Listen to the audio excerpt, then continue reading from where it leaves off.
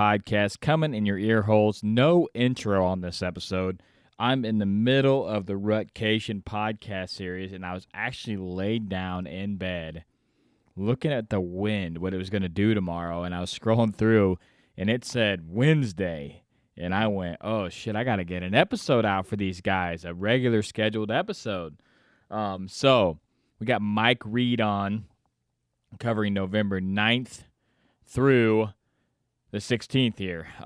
Mike Reed from Midwest Whitetail. Guys kill slammers every year. He actually killed last year. He killed one on the 8th and the one on the day before and the day after this, I believe. Two absolute giants. So we cover a whole bunch of stuff in this. If he's doing all day sets, if he's hunting mornings and evenings, what his perfect setups is, what the bucks are doing, and then go into the stories of his two hunts. But let's get into people to make this possible, get into the show, starting with Exodus. Guys, if you've been listening to me for any time in the last 5 years, you've been hearing me talk about Exodus outdoor gear. This year, they picked up the new MMT arrows, and if you're in the market for a new set of arrows, this is the set that you want to get. It's a custom tailor-built arrow to your specific settings for your bow. They're going to take your draw weight, your draw length, what bow you have, what kind of head you're shooting, and they're going to give you the best arrow shooting possible, or best shooting arrow possible for your setup. Correct spine, correct length. They use a really high-quality nock. You can get them with inserts. You can get them without inserts. You can get them with lighted nocks if you want. A lot of customization. Very clean, very straight arrows. So if you're in the market for a new set of arrows, look up the Exodus MMT arrow.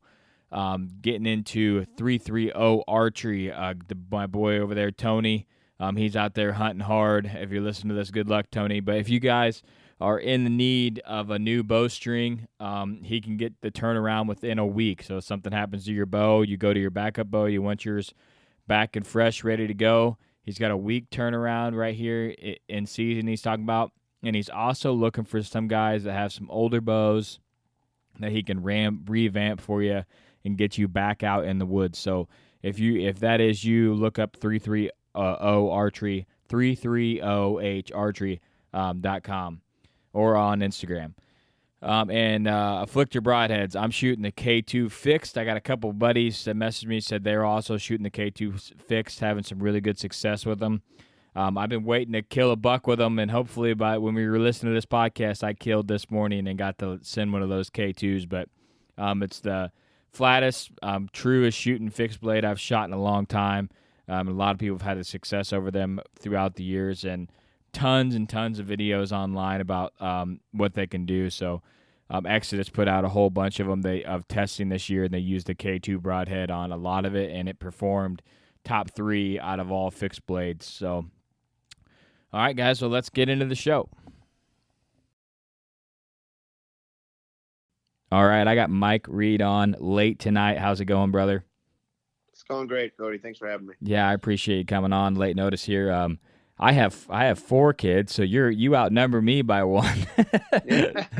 So a little bonus at the end there. We had twins on the 4th pregnancy. Oh, man, yeah. I got a bonus I got one up on a lot of guys because of that. Yeah, I went the 3-boy route, and then we had to go for that 4th one to try to get a girl. So luckily, Did it work? Yeah, it happened. Luckily, I got a 3-month-old daughter, just turned 3 months today. So God, wow, congrats. Mine was 3 girls to start, and we were going one more time for a boy, and then got twin boys. Wow, so, perfect. That's exactly what you wanted. I'm not complaining. Yeah. Little dude has a brother. So, yeah, that's cool. Yeah, that's better off anyways. So he'd have been. You guys would have been outnumbered. Now at least you got a 3-pack to hang out with. That's right. That's right. Yeah. All right. Well, I wanted to have you on this series to cover November 9th through the 16th. I know you've had a lot of success during this time frame. But just to start out, give a brief introduction of who you are and kind of a little backstory about you. Yeah, so my name is Mike Reed. I live in Iowa now since 2009. I'm originally from Louisiana. I grew up there, just, infatuated with hunting from a really young age. Learned a lot of hunting from particularly my grandfather, uncle's dad, my grandfather in particular. Just grinded out on public land for, a decade and a half. and moved to Iowa for my occupation. And kind of followed, all the hunting shows when I was in my teens and 20s, and kind of dreamed of Iowa, and eventually made it up here. And it's been now, I think, about 7 years ago that I bought my first farm. But the first 5 or 6 years in Iowa was public. And then I did a lease for a year or two. And, I'm just obsessed with bow hunting and love spending time in a tree. And now I've got 5 kids and a busy job, and we got to kind of fight for our time in the tree. But I do still love every minute of it. Yeah, I'm right there with you. I tell my wife, I said, I got this vacation time, and if nothing comes up, this is what I'm planning on doing with a lot Yeah, of it. yeah, So I'm right yeah. there It's with a you. balance for sure. Yeah, But I spend a lot of time now, obviously, trying to get my kids. My oldest is 11, and so a passion of mine now is trying to just expose them to hunting, and hopefully instill some love for the outdoors and wildlife management and all that good stuff. So it's a lot of fun still, for sure. yeah, ton of fun. So, getting back here to the content, November 9th through the 16th. So, what are the Bucks doing at this time of the year?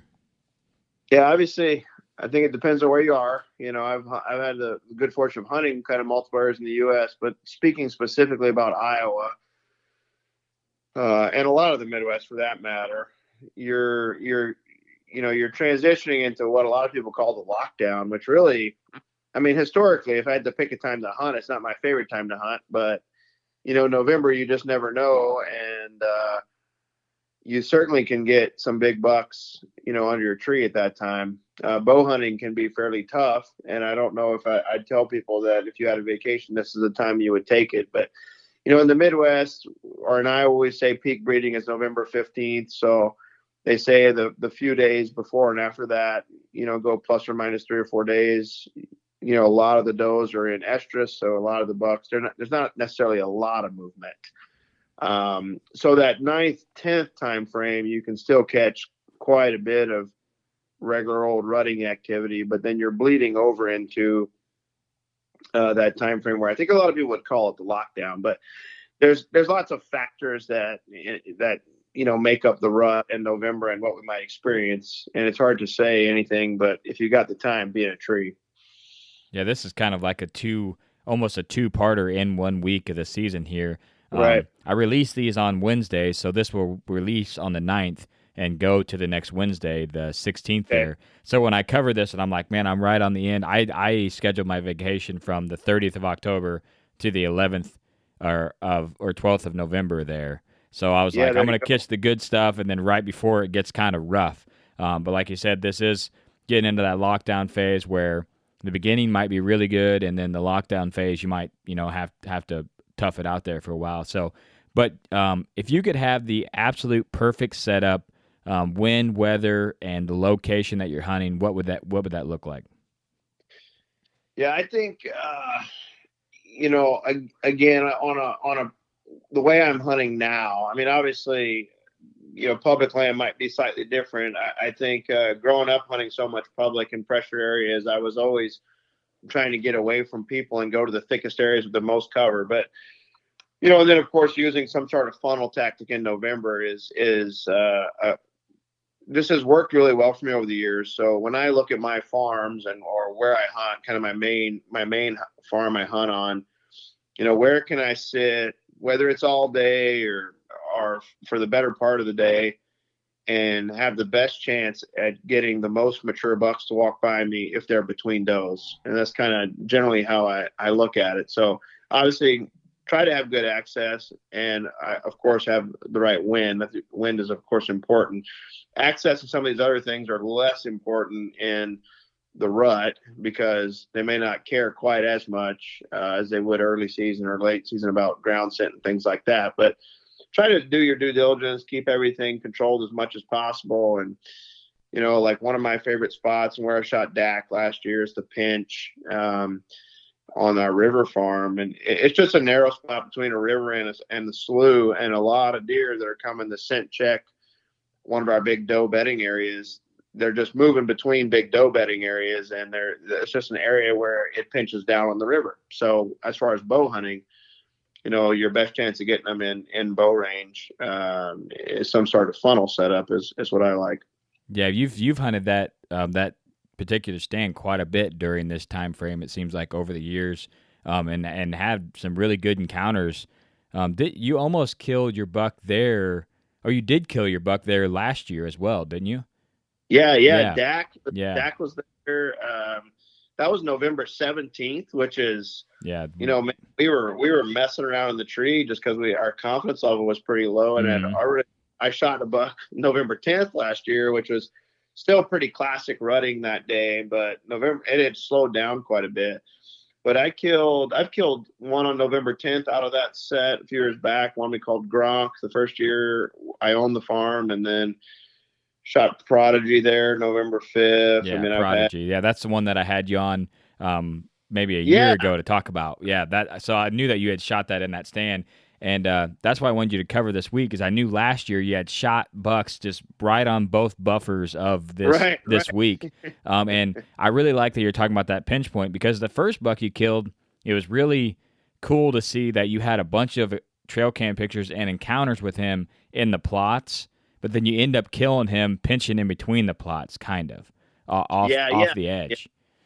That farm is still, it's relatively new to me. I've had it for a few years now, and I love hunting the River Bottom Farm, and the River Bottom Farm has like sort of much nicer pinches, and it's just a great rut farm.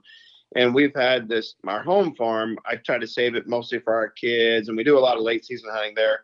And when you look at it, it's just, when you look at an aerial, it's not a real easy place to predict where all the deer are going to be coming here. It's a big square.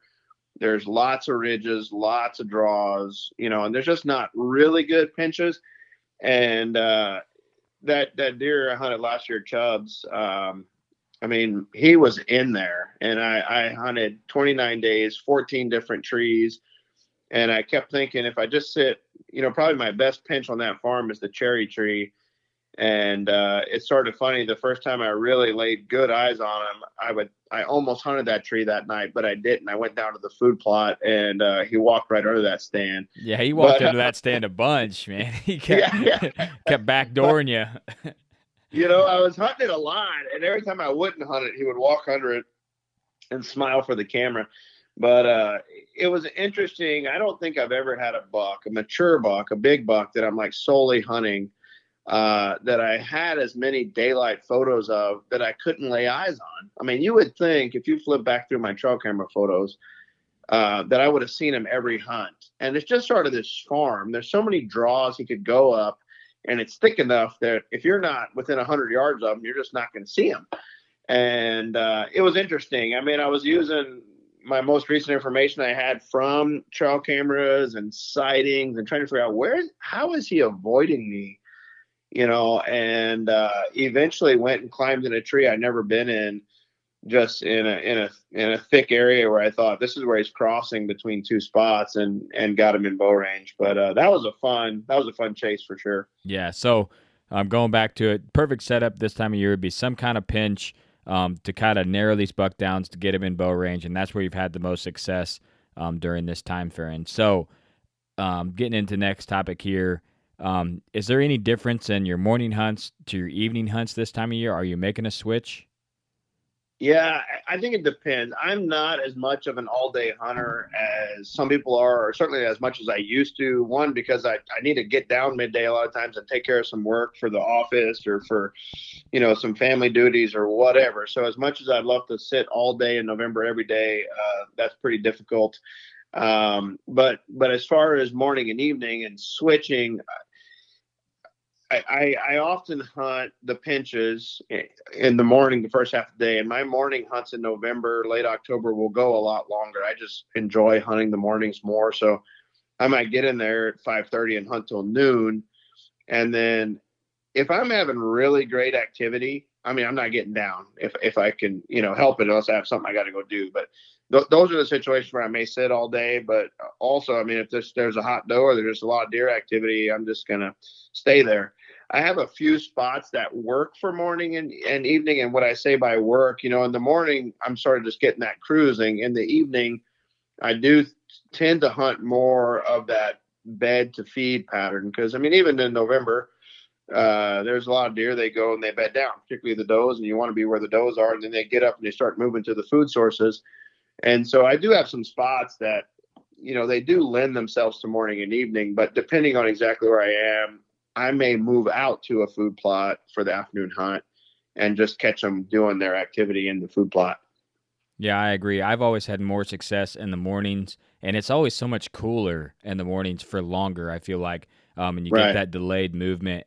And there's just something about feeling fresh because you went in there in the dark and you're fresh right off the rip, and all the deer are coming back to you instead of you kind of waiting on them on the field. Most of the time in the morning you get really quick action. In the evening it's kind of like a slow action of, a lot of times for me the biggest deer I see is the first deer I see in the morning, and then in the evening it's the complete opposite. The last deer I see is the biggest deer. so Right. Yeah. so I agree on. I really love those morning hunts that time of year. But getting into some fun would you rather's here.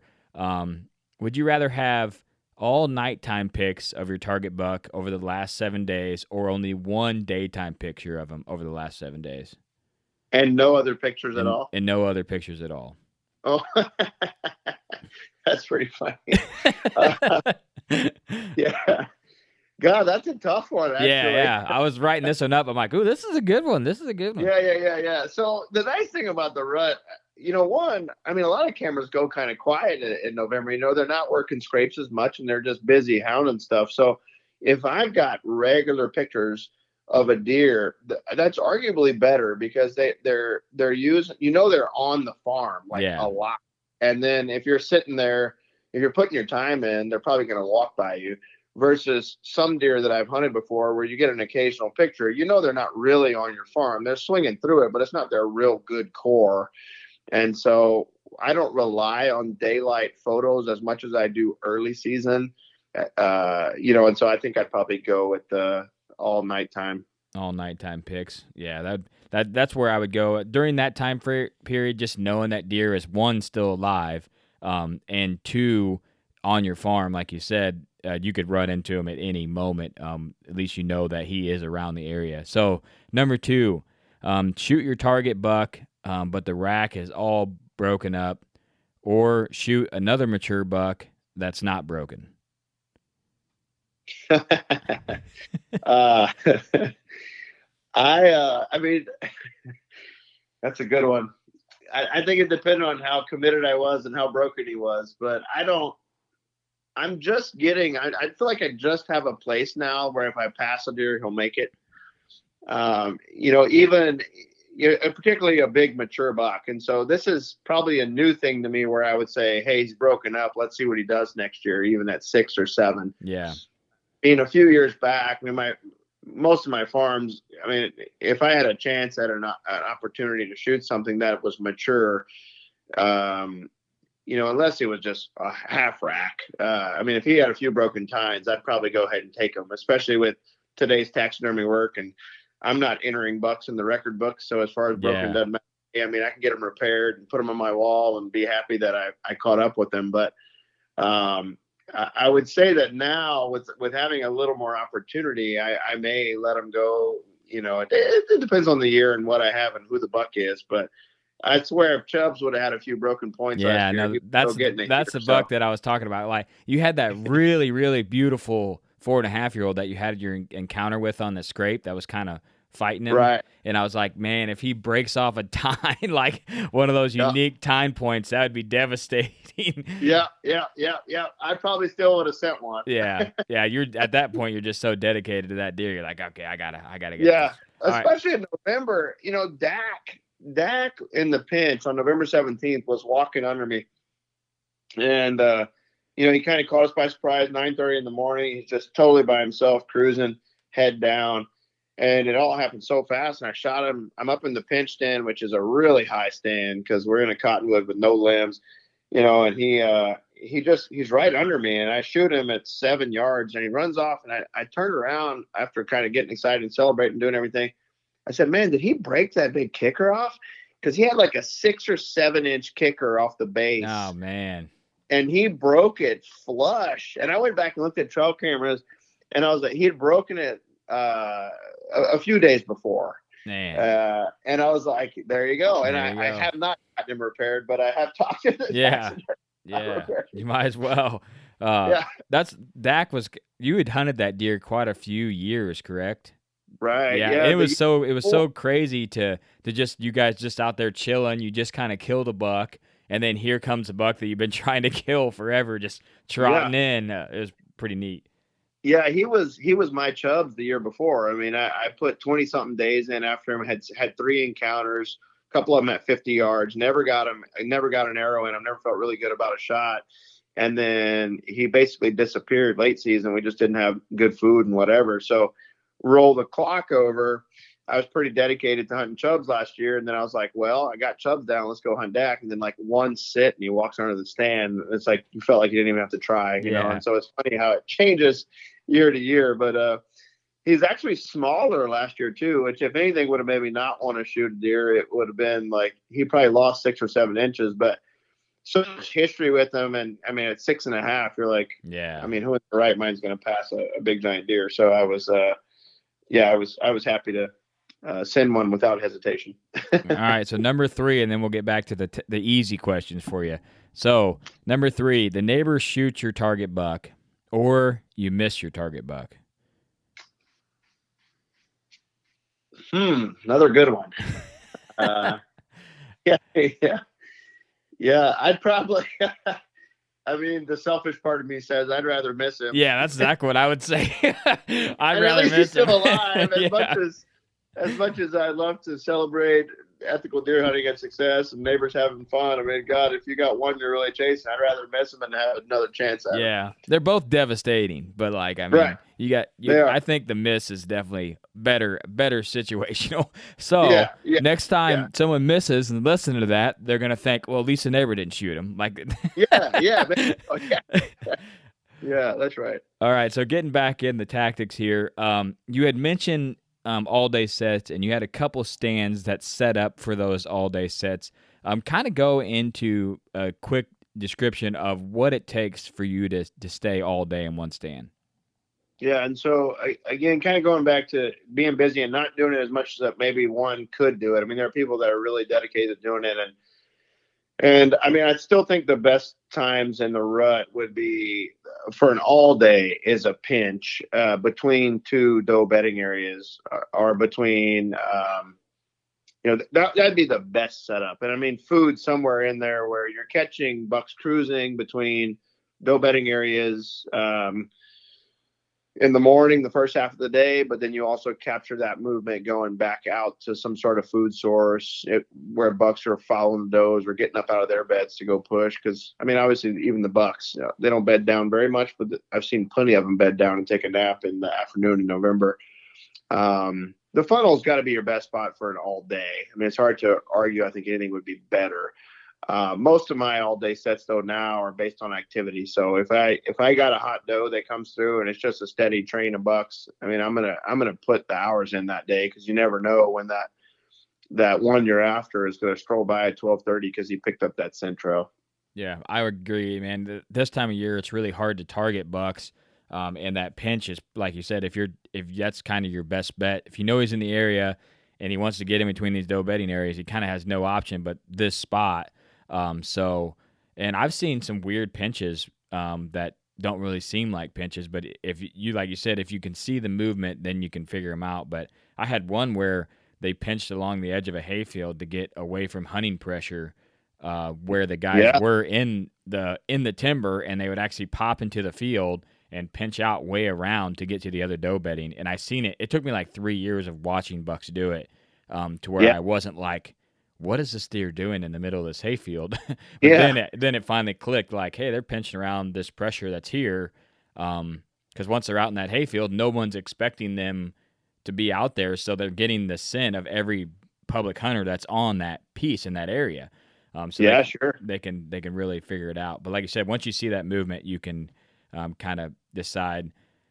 Getting to the last topic here, if there's one thing that you could tell someone to help them be successful, what would, in this time frame, what would it be? Yeah. I mean, I think it's almost got to be just put your time in, particularly this week. It's easy to get discouraged and maybe think you're not in the right spot or something like that. And I mean, there's a lot of value, like you were just mentioning, knowing an area. I mean, I realize that's not always the situation, but it's hard to beat stand time, learning an area, and have confidence in what you know.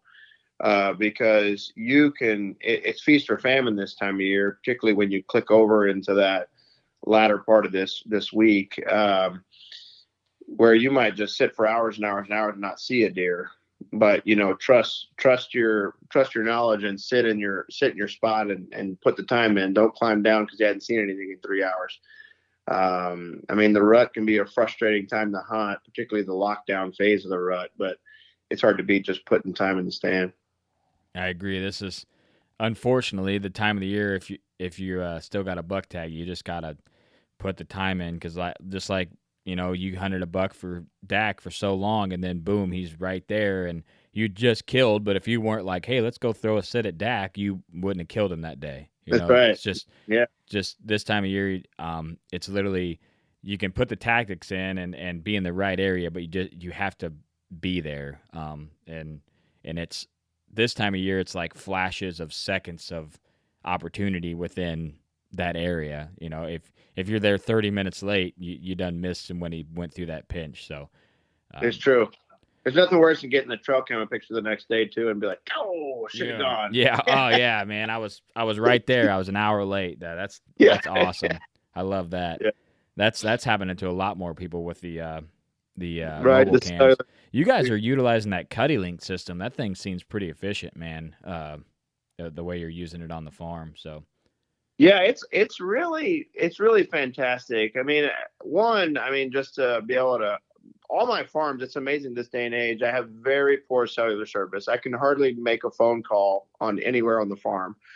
And to be able to, one of the neatest things about Cuddy Link is you only need one camera to have cellular, right? So you can go put that camera at your best spot on the farm and then link everything up. And it's pretty nice. They are coming out this year with one that does real time, but where it basically goes into the app and you can check it right away. But it's like the way the Cuddy Link system is set up, you basically get photos every 4 hours or so. So it just keeps you a steady trickle of knowing what's going on. What's going on? Who's on the farm? I like it for trespassing purposes and as a real big thing, but also like, well, if you're getting daylight activity from a buck or you're seeing a lot of daylight activity in general, you say, oh, there might be a hot doe in the area. So that's kind of useful intel, particularly for someone that gets, just life is really busy and you got to be more selective about maybe when you can go out or whatever.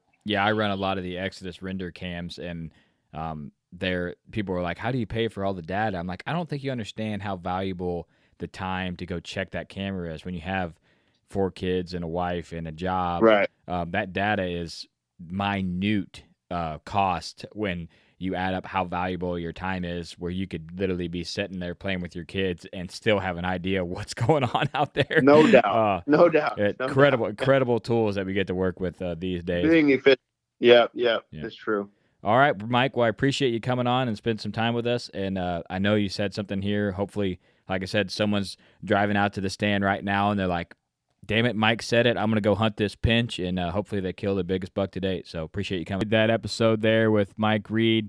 I love having Mike on. He's a great guest, great dude, and a giant whitetail buck killer for sure. Like always, I'm going to wrap this up quick because I'm trying to get to bed to go hunting in the morning. Like always, try to do the right thing, try to leave a legacy, and Whitetail Legacy is out. Hope you shoot your target buck. I'll be coming in your ear holes on Thursday if you're listening to the Rutcation podcast. If not, I'll be coming in your ear holes next Wednesday with the next segment of the next 7 days series. Whitetail Legacy podcast is out.